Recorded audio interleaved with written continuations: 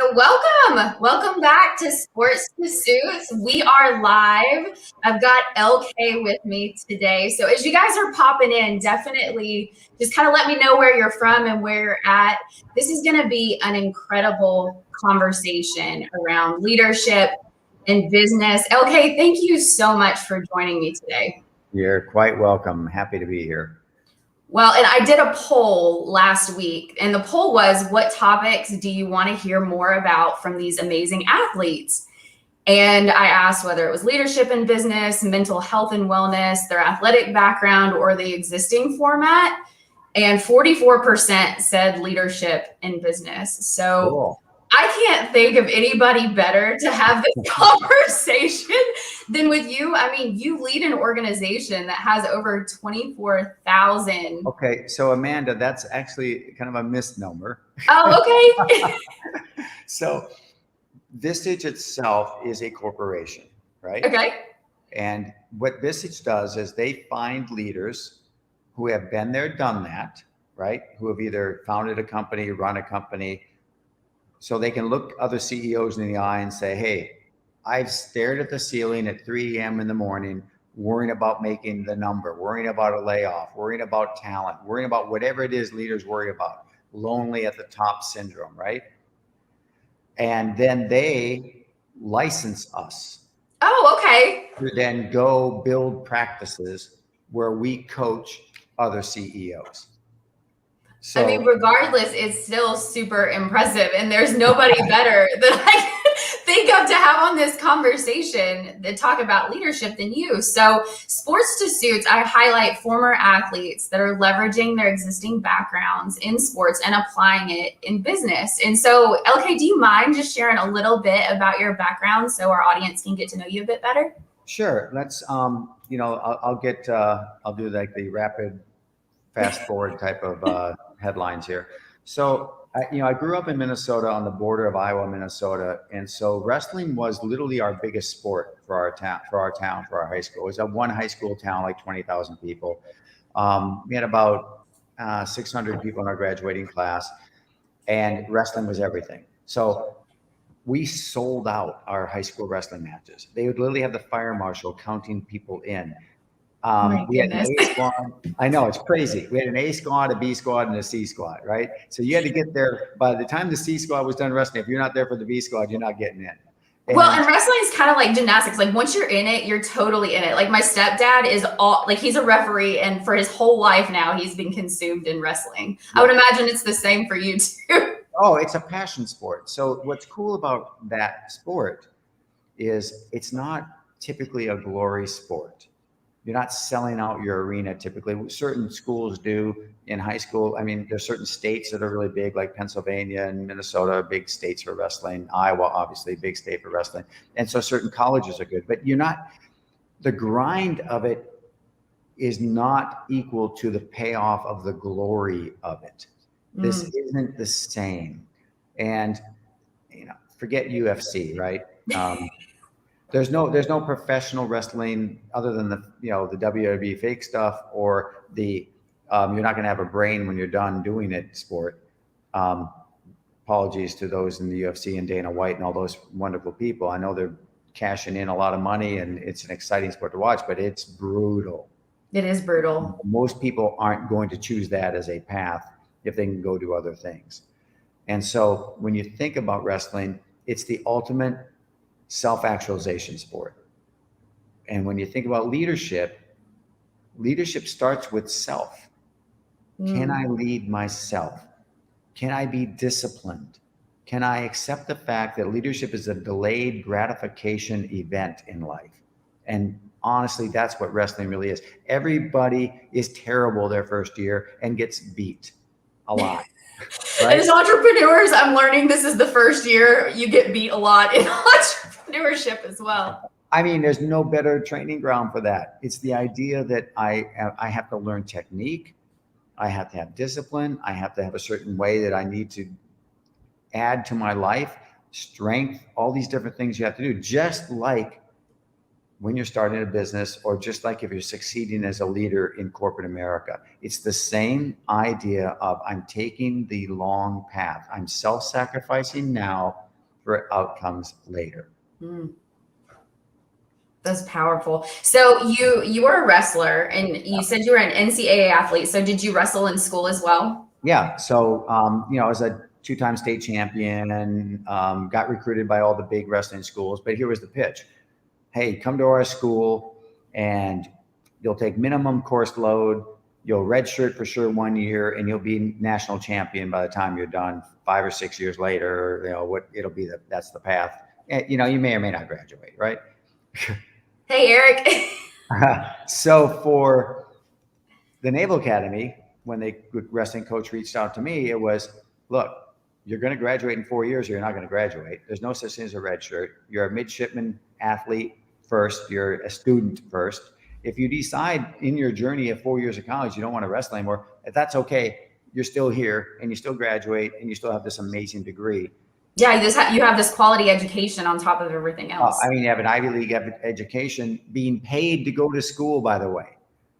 Not just a scholarship. You're actually getting paid to go to school. It is one of the greatest deals. Anybody out there who's a wrestler, who's a sophomore or junior in high school right now, who's good at school, good grades, look at the academies, especially Navy. They are amazing. The new coach is amazing too. Shout out to Kerry Collett. I mean, he's a genius. So I choose Annapolis, obviously, because first of all, I'm obsessed with leadership. So I was in high school, I was like at Boys State, and I was the captain of the team and all that. I've always been obsessed with leadership. Where can you go where they, are going to teach you leadership better than an academy, a service academy? And what I loved about wrestling at Navy, and, I had a successful career there. I was an All-American, and I made the semifinals my senior year. So, made it to the Final Four. But it was about my coach. Mm. My coach taught me what it was to be a servant leader. He taught me what it was to believe in yourself and how to get others to believe in you. And the biggest thing he taught me about leadership was very simple. It is treat people the way they needed to be treated in that moment. Mm. Do they need the kick in the pants or do they need the pat on the back? And know the difference. And he used to say all the time, you show me a coach that treats all their players the same, equal, and I'll show you a really bad coach, because everybody's different.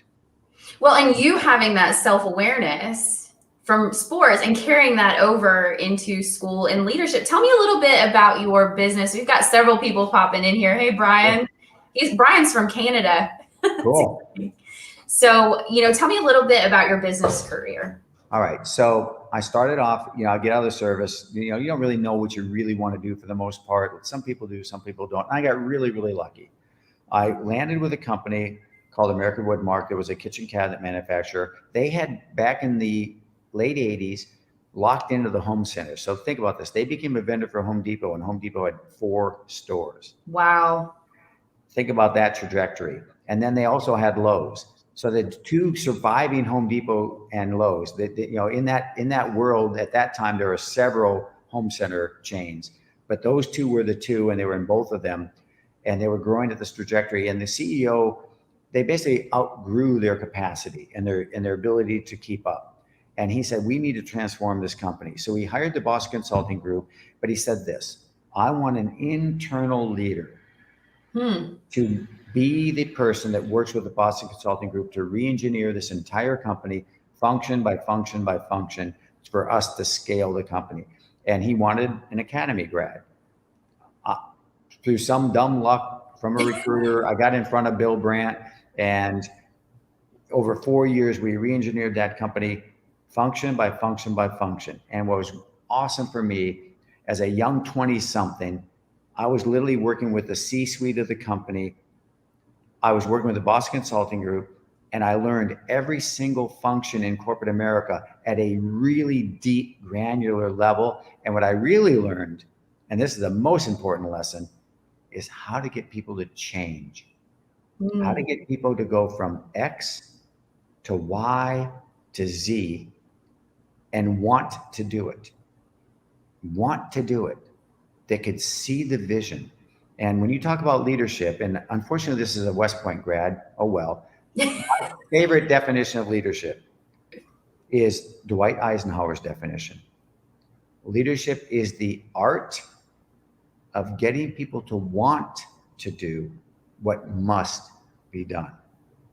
So let's break that down. First of all, leadership is an art. There are things you can do to be a better leader. There are empirical things you can learn to do to be a leader, right? So what are those things? Like, we'll break it down. So what are those things that you can learn? Okay. So you're going to jump to my model. Okay. I have a model, and I call it the organizational champion model. Okay. And it has 3 steps, 3 types of conversations. First step, set expectations. So think about Eisenhower's thing. Art of leadership is getting people to want to do what must be done. Well, if that's the case, the first job of the leader is define what must be done. Yep. It's the visionary, it's the architect. Yeah, set the expectation, right? So this gets into things you can learn. Anybody can do this. Are you paying attention? This is not the art part of leadership. This is the anybody can do part of leadership, but it takes patience. So this is where you share the what and the why. And by the way, all due respect to Simon Sinek, he's got it wrong. You don't start with the why. Even in his own YouTube video, the computer is there. The what is already there. Now he's going to tell you the why and say, oh, we start with why. No, you don't. You have to build, you have to have whatever it is first to tell the why. So the what is, what do we need to accomplish first? And then response check. Tell me, Amanda, what you heard. Tell me, Amanda, what you heard. Not this way, Amanda. Okay, Amanda, what we're trying to accomplish is we want to grow a new market. We're going to go enter Portland. We've never been to Northwest, and you're going to go lead us, and you're going to grow the new market. Got it? And of course, Amanda says, got it. Yes. Let's go. Stupid. She's not going to admit she doesn't know what the hell they're talking about. She's going to say, yes, got it. Instead, Amanda, tell me what you heard. So Amanda tells me back, we're going to enter a new market. Here's how we're going to do it. You know, here's the activities we need to do. Here's the talent we need to hire. Here's the market share we're going to go after. Here's key things we need to do at first. Here's some leverage we have from current clients. She's going to tell me what we're going to do, right? Not shake her head yes, because who is not going to shake their head yes? And now I'm going to say why. Okay, Amanda, why are we going to do this? Well, here's why. Right now, we see a very ripe market. We want to create opportunity for more people in our company. We see this as a natural extension of where we are geography, you know, from geography footprints point of view, you know, all the whys, right? And then I ask Amanda, what did you hear? And she tells me the why. Great. Set expectations. Step 1. Step 2, clarity. So if these are the expectations, how are we going to do it? What are the activities? What is the feedback loop? What kind of training does Amanda need? What are the gaps we can identify right now? We might need some innovation. And here's a really critical one. Who are the stakeholders? Because it's not just clients, it's not just employees, it's probably the community, there's vendors. Who are all the stakeholders? And again, response check. Tell me what you heard. And then I want you to go soak on it for a minute, because the next step in the process is the scoreboard. And this is what Covey really gets right. In 4 Disciplines of Execution, Covey talks about the player's scoreboard. So Amanda, you go tell me what the scoreboard should look like. What is the empirical evidence going to be of winning? Because every time we talk, Amanda, my first coaching question to you is, are you winning? And if the answer is yes, tell me the empirical evidence. You can tell me a little bit of subjective, that's fine, but I want to know the empirical evidence. You want the data. You want the data. I want the empirical evidence, right? So in my scoreboard, when you come back to me, you're going to tell me, here are the metrics. Here are the milestones. So for our example, we're talking about going to a new market. What are the milestones I need to reach for the next year, 2 years, whatever level of time we want to go out into the future? What's the ROI? What's the return on this investment to go to this new market or to create a new product or, you know, add a new service line, whatever it might be. But I want you to build it, because it's going to make you really think hard about what success looks like. Now, This is an ownership conversation. So the activities conversation, the clarity conversation is interactive. That's both of us. Think of a two-way street. This one's a one-way street. You coming down to me, you're telling me, I have a little bike lane coming back up to response check on and adjust and help you dial in. Because obviously, if your metrics are all softballs, I'm going to press, right? As a leader, I'm going to press because I want to be aspirational to some degree, but I also don't want to be too aspirational because I don't want you to fail, right? I've got to zone in. This is hard. But what's great about it is once you've done this, who owned the scoreboard? You said something. So I want to note here. You said something so powerful. You said leaders want others to succeed. Yes. That's the definition of true leadership to me, is your role is to make sure that your team is succeeding. That is so powerful. So I literally just jumped on this right at the last second because I was doing a coaching conversation that went long. It was with a COO of a company, big company, national company, and they're trying to install a new innovation around technology. And he's struggling because people aren't doing it. And he's like, but they're held accountable. We know they're not doing it because they're held accountable to it. And I said, so if I'm being measured on something and I know you're paying attention and I'm still not doing it, why? Oh, they're just not good. No, because it's more than one person. Yeah, if it's one outlier, I get it. As my Marine Corps general leader once told me, there's always 10% that don't get it. But this is a pretty big group of people who, by other metric, they're succeeding. They're good players. Why? So we had to really unpeel the onion. And I said, when it comes down to it, you know who I'm looking at?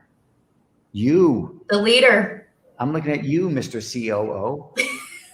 You have not done a good enough job of doing these set expectations, the what and the why. That's on you.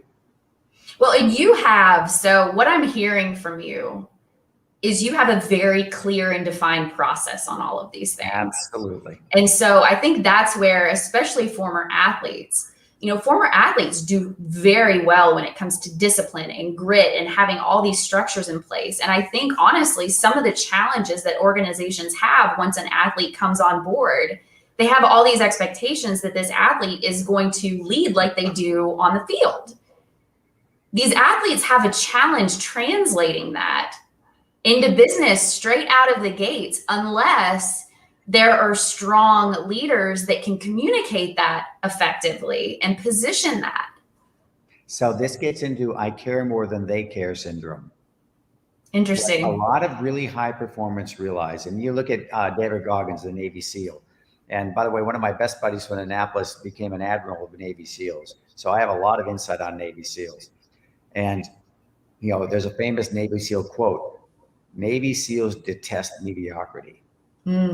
They detest C players. They don't even really like B players, to be honest. They really only like A players, but that's not the world. That's why a lot of really high performing military guys also struggle when they go to the civilian world. It's why athletes struggle, because they are around people who are really disciplined and working hard to be their best selves. And they go out into corporate America and they're around people that are just trying to get through. Yep. They're just trying to get by. They're just, you know, they got other things they're worried about in their life. The job is, you know, almost like the third priority in their life, right?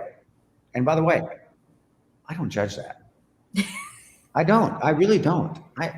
Everybody has their own path to happiness in this world.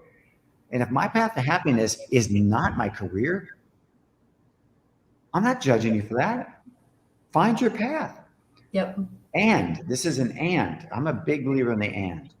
And I need to find a way to help you be as successful as needed to support the team and what we're trying to accomplish.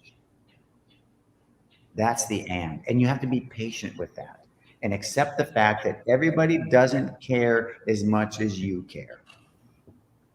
Yeah, that was a big struggle for me, honestly. Was like, I mean, I was a gymnast. Gymnasts are super disciplined. We work out all the time. We're all based around perfectionism. That was the biggest challenge was me. It was like carrying that into business. It wasn't about perfectionism. It was also about execution, but it wasn't about perfectionism. And I had to like realize that other people, especially some of the leaders I was around, they weren't ready to push for excellence like I was. And I had to accept that. Yeah. I mean, the bottom line is, for one reason, especially, is perfection is the enemy of progress. Sometimes leaders, fully knowing it's not perfect, push forward because progress will still be made.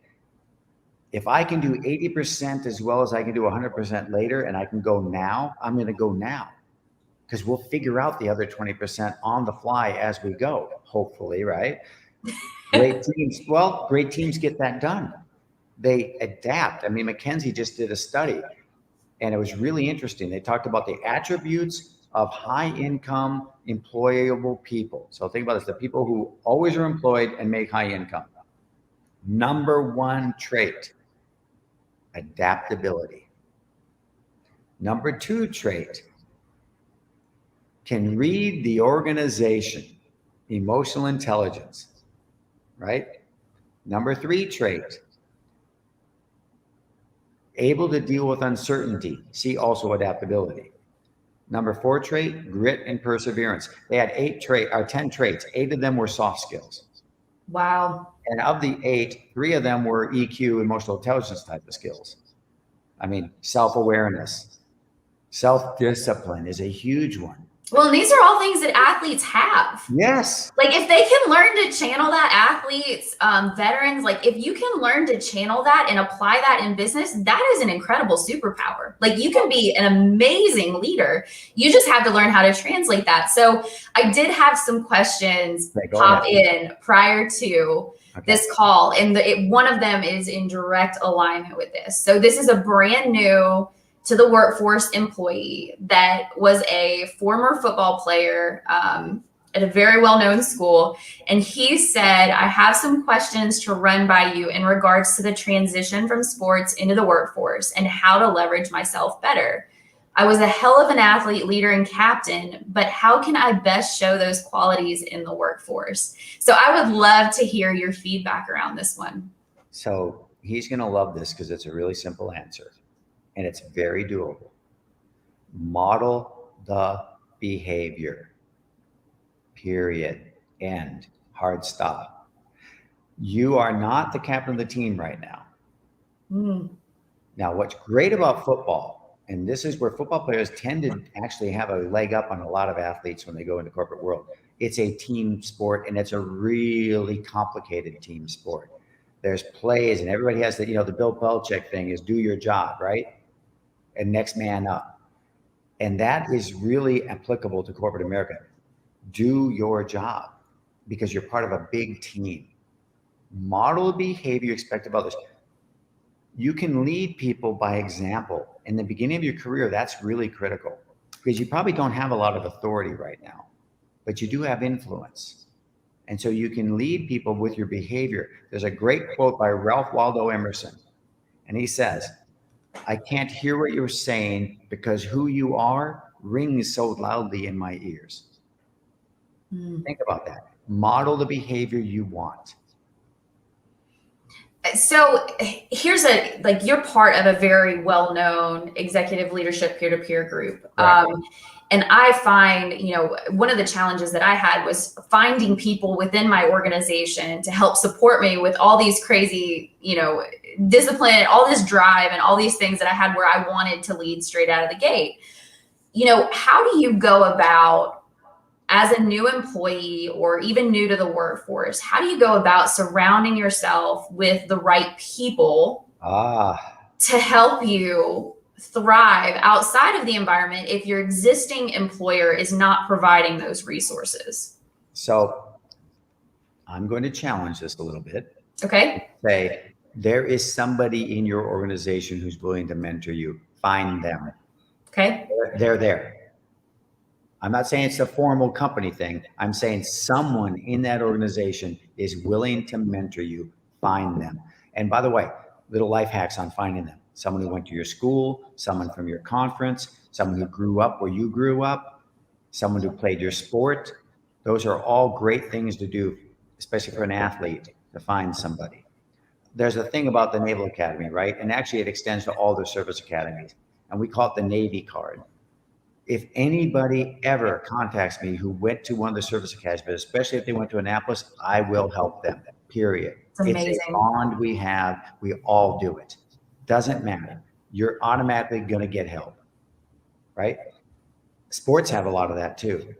Yeah, I mean, we connect on that level. Yeah. I was a gymnast, you were a wrestler. I have a closed group with former athletes and existing student athletes. Like, one of the most beautiful things is that there's that bond there. Yep. So and it's just there. So find someone in the company. And then I always say, find someone outside the company too, because you also want outside perspective. If you can find 2 mentors like that, you're going to be well on your way as you're starting off your career. And be patient. Be patient. Good things will happen. I tell people all the time, if you, especially early in your career, the number one thing you can do to be promoted, model behavior. Number 2 thing you can do, crush the day job. Crush the day job. So would you recommend asking for outside opportunities as well? Like, one of the things that I found a lot of success in is I have a lot of curiosity, and I know a lot of athletes do as well. Mm-hmm. And so one of the things that, you know, I wanted to learn more about was the financial side of it. And so I asked, like, I went to somebody and was like, hey, look, can I get an opportunity to partner with you on a project just so I can learn? Like, I'll sit back and watch and listen. Like, I'll bring as much value as I can. But like, I think that's a powerful thing as well, is asking for those opportunities. Oh, I love that. I love that. Because so next step in career development and getting yourself to really learn about a company is, I say, if you can do 3 things. One is really understand how you make money. Mm-hmm. Really understand how the company makes money. Where are the leverage points of how they make money? And if you're listening to this and you're currently an athlete, or even if you're not an athlete at all, do a lot of work around the financial literacy piece. Like, yep. It is key to success, in my opinion. Yep. Can you read a P&L and do you understand cash flow? All right. Number 2, what is our cause as a company? I always tell people, try and find a way to say it in 7 words. You know, and here's the example I'm going to use. What's the Marine Corps slogan?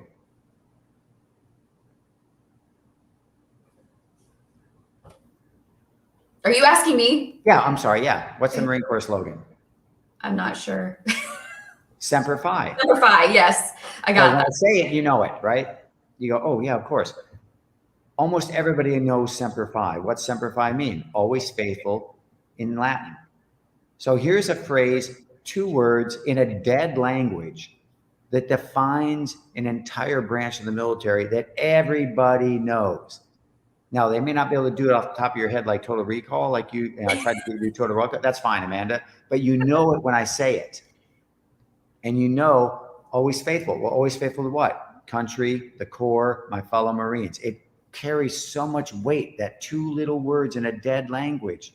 Semper Fi. So know your cause and be able to say it in 7 words. I say to people all the time when I'm coaching the CEO, I say, so what does your company do? What's your cause? And if they start giving this corporate gobbledygook, I'm like, if we're sitting in a bar, I'm turning my stool to talk to the other person. It's going to be boring. What's the impact? Like, what is your mission? What are you doing? What are you looking? What is the legacy? That's right. So know the cause of the company. And then 3rd, really understand the attributes that the company cares about for people to promote and become leaders in the company. Understand who wins in that company, because every culture is a little different. So people who promote, may promote in some company come from a financial background, or we're a marketing company, or we're this company or that company. Understand where you need to be and what kind of skill sets you are going to need to have to promote in the company. If you do those 3 things out of the gate, you're going to be really successful. Guys, if you're listening, this is super powerful, especially if you're new to the workforce. Like, take this and apply it immediately, because you'll be so much further ahead if you just do this. So we have a couple more questions, and usually I'm not into, just asking questions, but these are super powerful, and I want to make sure that these people get their questions answered. Okay. So from Kelly, most of my employees are now remote. I think a lot of us have experiencing this right now as the remote workforce. Yep. So what are some of your recommendations for leading remotely? All right. Less is more on meetings, less Zoom. If possible, less meetings. Find time to have one-to-one conversations. And, I just said less Zoom, but on this one, I mean on Zoom or whatever tool you use. If you use Teams, whatever, you want to see their face. Leadership happens eye to eye.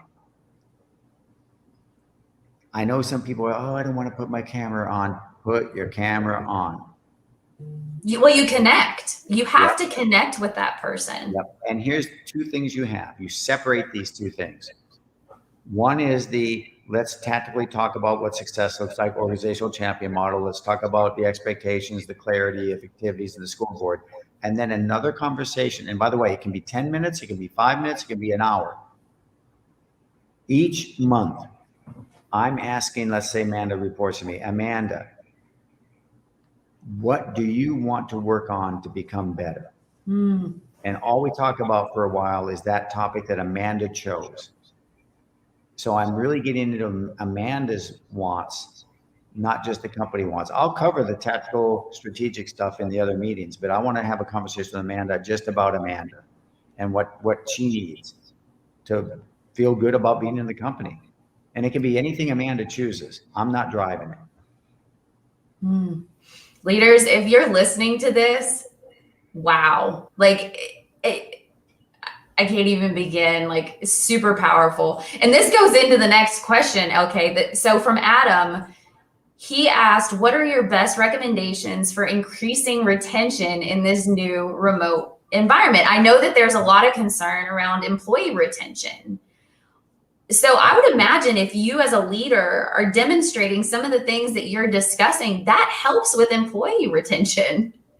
So it's clarity of purpose for that person. Not everybody wants to become the CEO or a C-suite or whatever it is. So understand, first of all, what it is that they want. I just, I work with an accounting firm, and there are certain accountants, they just want to do the work. They like doing the work. They make decent money. They're making, $100,000 a year. They're comfortable. They don't want to deal with people. They love the numbers, and they like to find solutions within the numbers. That's okay. On the other hand, you have the person says, I don't want to be just a number cruncher guy. I want to lead people. So I want to develop that person to be a leader. What it is, clarity to what they care about. Now, if someone goes out, and I know this is happening a lot in the market, they're going to get a $10,000 bonus to go sign up with somebody else. They're getting a 20% raise. They're getting a 25% raise, whatever it is. You know what I say to that? Good luck. You did well. Go after it. If they're so critical to your cause, you need them that badly, maybe you make a counter offer. Maybe you find something that's more appealing than just money. In this environment right now, people are going to chase money because they can. And you just got to be accepting of the fact that what I better be doing is recruiting like a mad person all the time. I better be maniacally focused on LinkedIn and recruiting. If I look at my team and I have 7 people on my team, I'm going to assume every single one of them is leaving the next year, and I'm recruiting to replace all of them. And by the way, if I all stay, great. Now I have a talent pool sitting out there that I have warm relationships with. When something does happen, I can talk to somebody. Find some athletes. They're incredible employees. Just lead and train them the right way. That's right. So, okay, we have another incredible question. This question comes in from Natalie. She says, here's a question that I think is very relevant to the time we are living in. What are practical tips for keeping a team highly engaged, avoiding burnout and apathy when the goal line keeps moving? For example, your team has been working 75 plus hours a week for months to achieve a specific critical goal, and then all of a sudden the goal changes or becomes completely obsolete or no longer a priority. Wow. That's a heavy question. There's a lot to unpack there. Yeah. Really, when it comes to the obsolete one, all you can do is apologize. Yep. Just be humble. Yeah, leadership messed it up. By the way, you are leadership. If you have a team, don't do pass-through leadership. Don't say they, it's we. You're right. We messed that up. But we're a team. Yes, own it. No, I'm not talking about the people working on the team. I'm talking about the leader of the team. Right? Well, the leader is I mean, that's your entire team. So think about that. It's easy to blame them. Oh, the C-suite messed it up, or the vice president messed it up, or the CIO messed it up. No, we made a mistake. If you're the leader, we made the mistake. As far as keeping people on the massive amounts of hours, I get that you can do, sprints like that. You can't do it consistently. And this is where courage is really important. Saying no. Your timeline is unrealistic.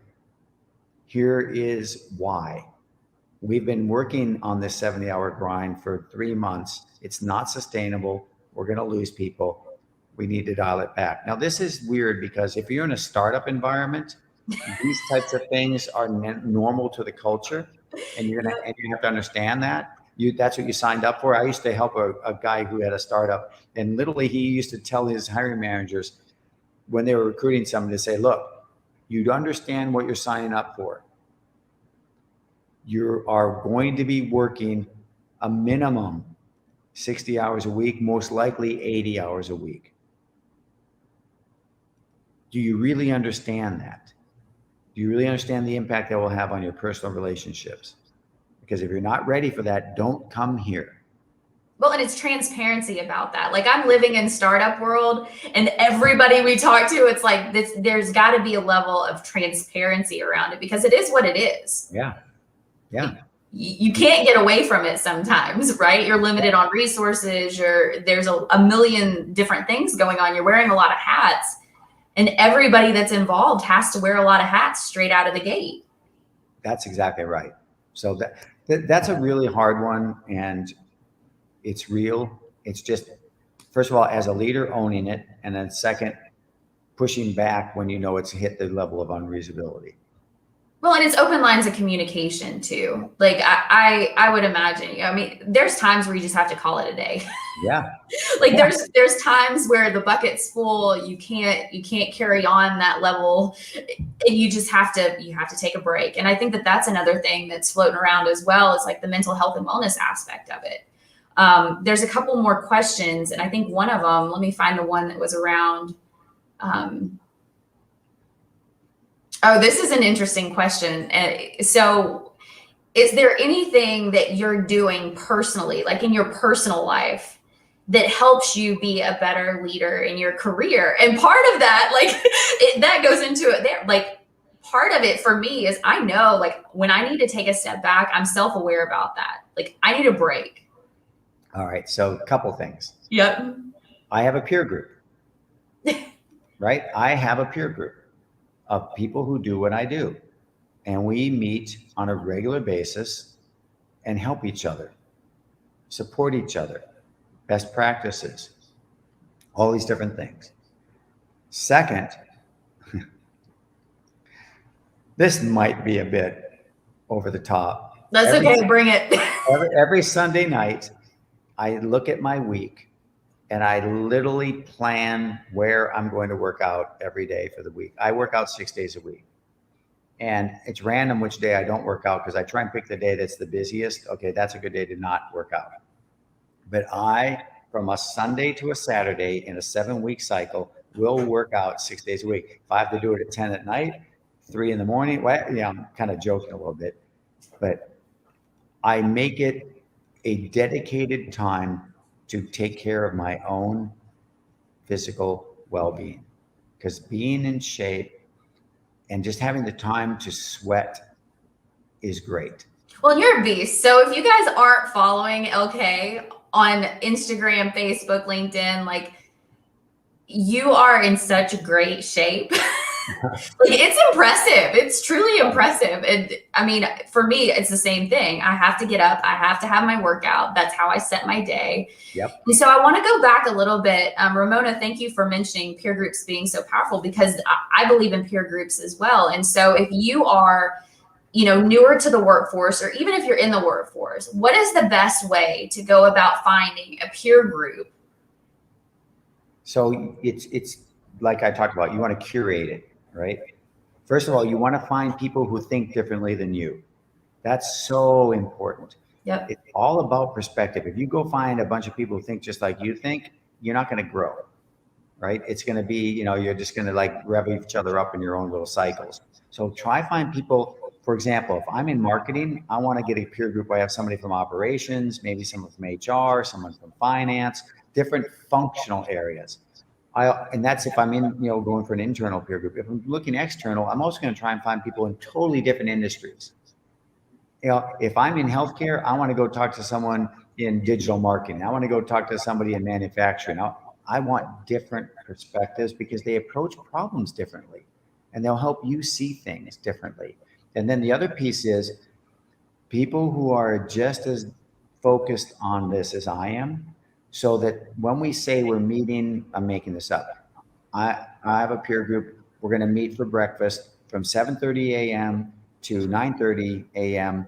once a month. Do they show up? Mm.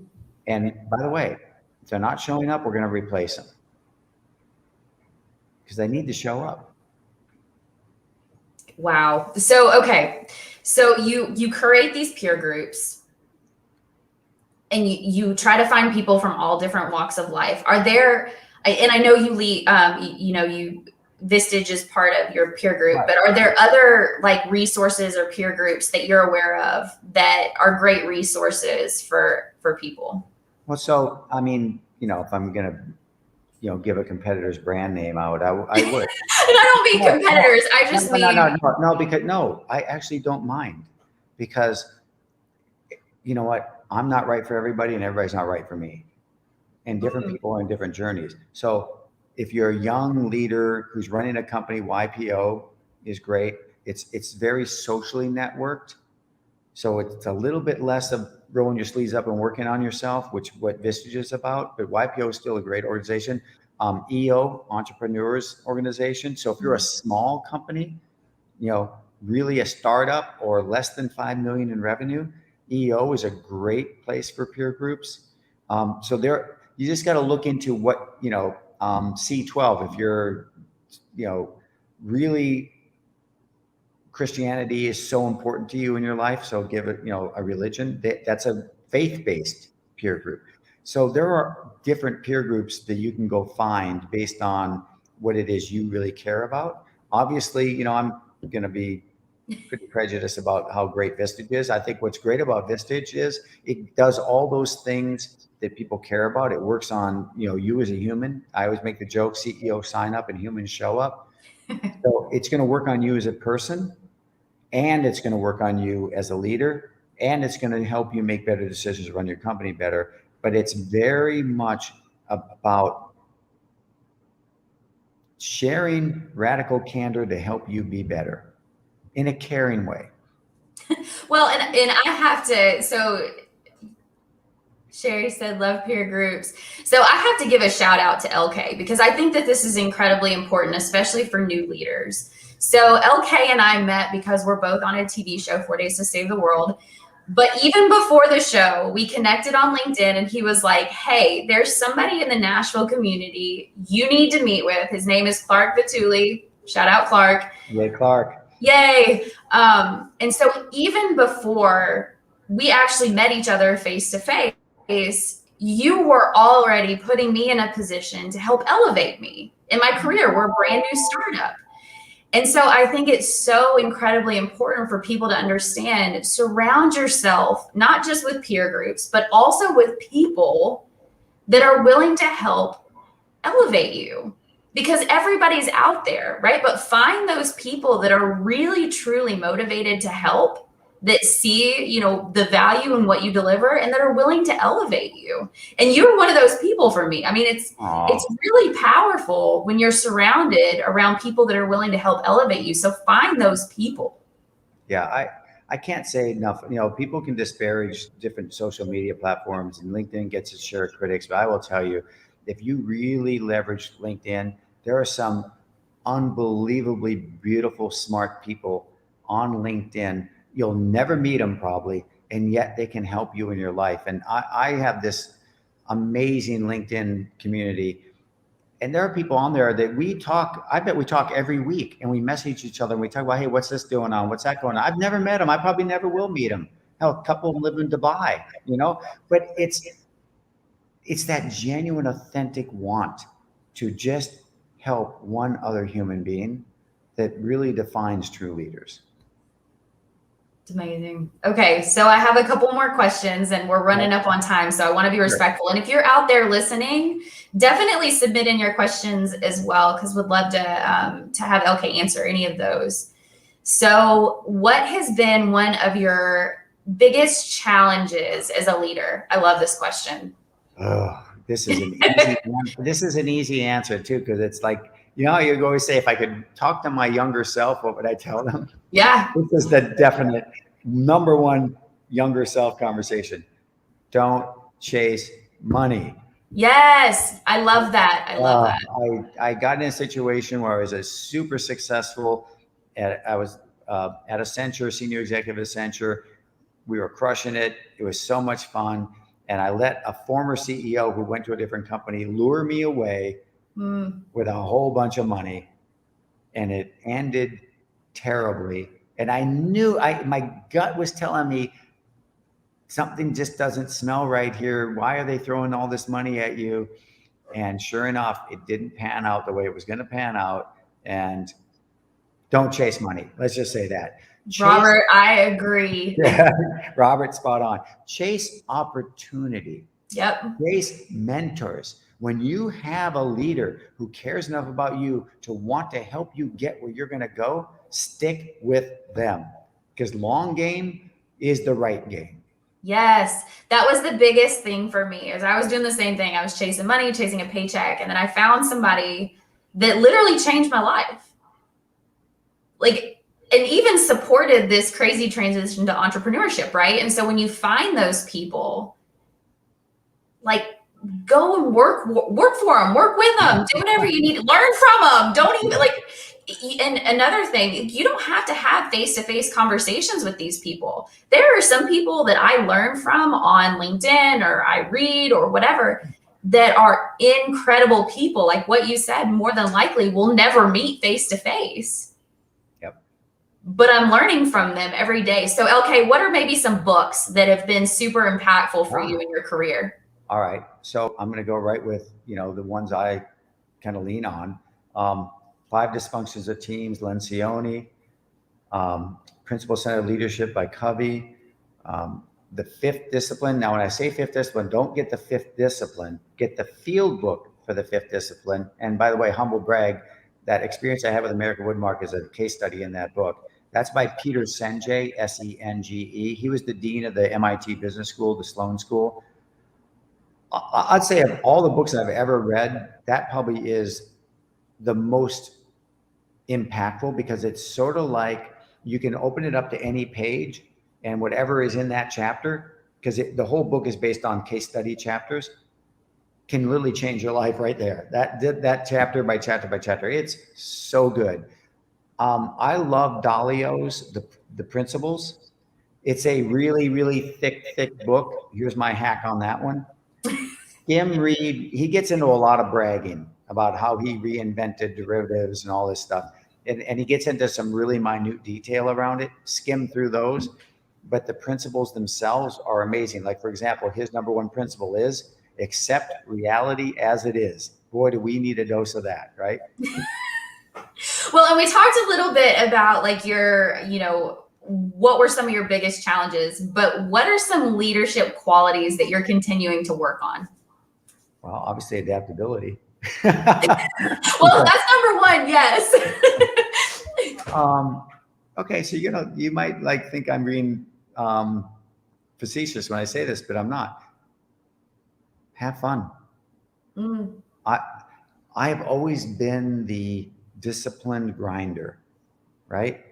So I wasn't the natural athlete. I didn't have great skills on when it came just to be a natural athlete. I was the guy that worked harder than everybody else. And don't get me wrong, if you're going to be a D1 sport in any sport, You do have a certain level of left. Oh yeah. I mean, there's no doubt in that, but there's you're not definitely some people that are more physically gifted than others. Yeah, exactly. I wasn't the one that had that gyro in my tummy that always ended up on top like a cat, right? So I've learned to stop grinding quite so hard because I've always done that and put balance more and more into my life. And it's just crazy. The more I leaned into that, the more good things happen to my business. So I've been doing this business about 4 years now, and I'm having the greatest year of my life this year, and I'm working less than I've ever worked. Well, and those that are listening, I got the pleasure of seeing his view before we actually jumped on. So, LK, you're in Cabo right now, right? Yes. Yes. You dodged the hurricane, which is really exciting, but I got this incredible view. So you just moved to Cabo. Oh, there we go. Yeah. Don't hate me. And it's amazing, but you're right. Like I think a lot of people, especially with the pandemic, are really evaluating what is this work-life balance and how do we create more flexibility in regards to that? So understand what it is that makes you happy. If I'm going to give you anything in this conversation we're having, that is the best advice I can give you. Anybody listening, understand what makes you happy and lean into that. Because like I tell my kids, I really don't care how much money you make or what you do for a living, if you're happy. But part of that is if you're going to choose, let's say, a career that makes you happy that doesn't make as much income, then you need to be okay with adjusting your lifestyle to that income and be content with that. And you will be happy.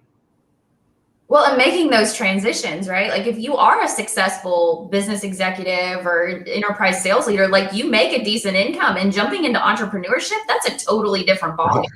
Totally and that's something that I want to portray to everybody is like, as an athlete, remember where you started and where you've become and how long it took for you to grind it out every single day to get there. That translates in business. You go into business and you start from the ground and then you work your way up potentially. In entrepreneurship, it's the same way. I mean, have you experienced that as well? Like you have to start basically from the ground and build yourself up regardless of what transition you make. It's 100% accurate. And it's amazing to me how many people just assume, well, I was this super successful corporate person, so of course I'm going to be great at this. No, like the grit and the grind here is real. And like, quite frankly, like I can see how, a lot of, and this is just my own personal opinion, like I can see how a lot of entrepreneurs could fail because it requires a different type of discipline. There's nobody there that's telling you or supporting you from a team perspective. You're isolated to some degree. So that's another, when we were talking earlier about finding other peer groups or finding other connections and resources, like if you're launching a company, find a group of people that have been through it, that are willing to support you through it, because you'll become isolated if not. Absolutely right.